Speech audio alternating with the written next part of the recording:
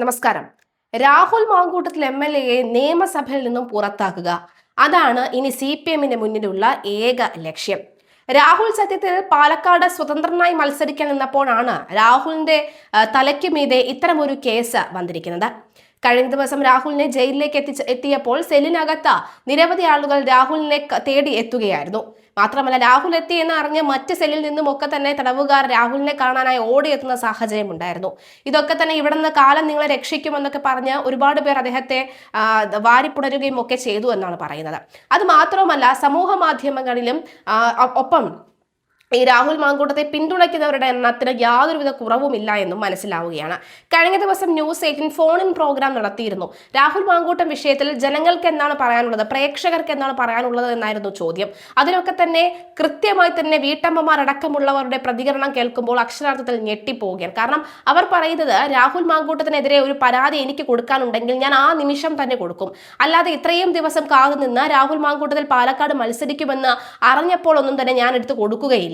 അപ്പോൾ ഈ പറയുന്ന പരാതികളൊക്കെ തന്നെ എങ്ങനെ വിശ്വസിക്കും എന്നാണ് വീട്ടമ്മമാർ ചോദിക്കുന്നത്. വീട്ടമ്മമാർ മാത്രമല്ല, സാധാരണക്കാരായ ജനങ്ങളുടെ സംശയമാണ് ഇത്. ആ സംശയം സാധൂകരിക്കേണ്ട ഉത്തരവാദിത്തം പോലീസ് സംഘത്തിനുണ്ടെന്ന കാര്യത്തിലും സംശയമില്ല. ഏതായാലും രാഹുൽ മാങ്കൂട്ടം MLA, പാലക്കാട് MLA നിയമസഭയിൽ നിന്നും പുറത്തു ചാടിക്കുമോ എന്നതാണ് ചോദ്യം. ഈ ഷംസീറിന് നട്ടലില്ലാത്തത് കൊണ്ടാണോ ആ തീരുമാനമെടുക്കുക MV ഗോവിന്ദനാണ് എന്ന ചോദ്യവുമുണ്ട്. പക്ഷേ കീഴ്വഴക്കം അങ്ങനെയാണ് എന്നാണ് മനസ്സിലാകുന്നത്.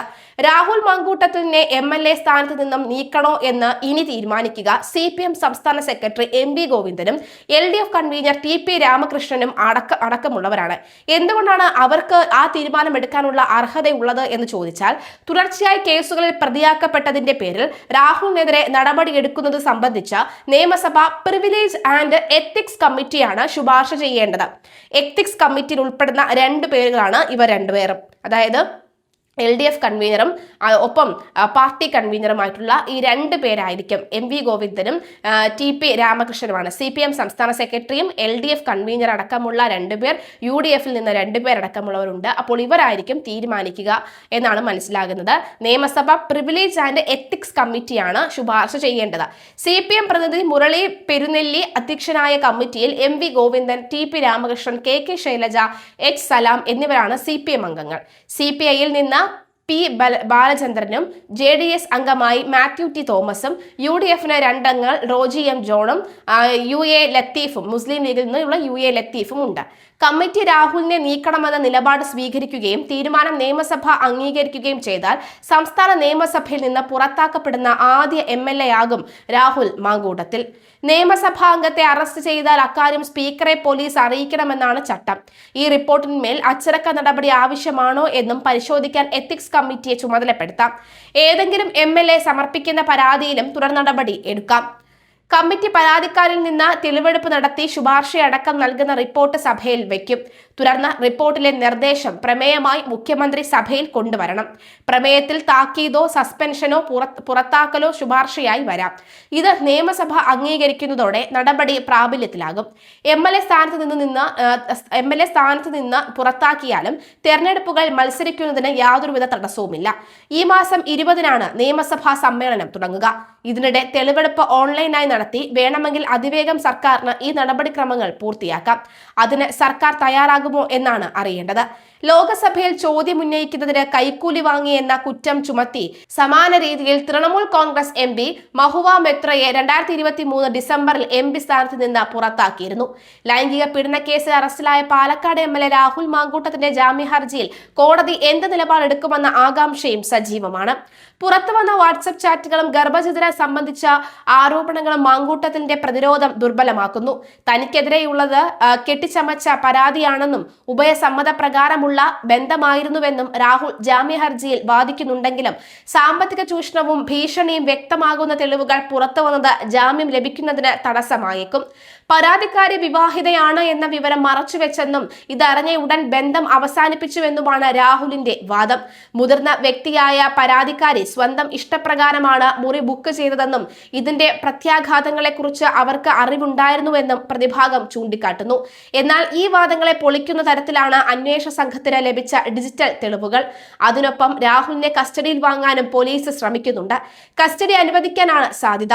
ഏതായാലും കസ്റ്റഡി അനുവദിക്കുകയാണെങ്കിൽ എപ്രകാരമായിരിക്കും ഇനി ഇനിയുള്ള നീക്കങ്ങൾ എന്നടക്കമുള്ളവ കണ്ടറിയേണ്ടതുണ്ട്. ബന്ധം ഉഭയസമ്മതപ്രകാരമായിരുന്നു എന്ന രാഹുലിന്റെ വാദത്തെ ദുർബലപ്പെടുത്തുന്നതാണ് പുറത്തുവന്ന വാട്സപ്പ് ചാറ്റുകളിലെ വിവരങ്ങൾ.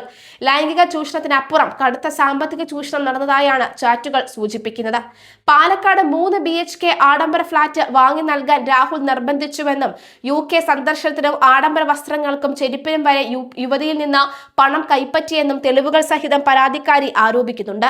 പ്രണയബന്ധം എന്നതിലുപരി സാമ്പത്തിക ലാഭത്തിനായി യുവതിയെ ഉപയോഗിച്ചു എന്ന തോന്നൽ കോടതിയിൽ ഉണ്ടായാൽ ഈ ചാറ്റുകൾ കാരണമായേക്കാം.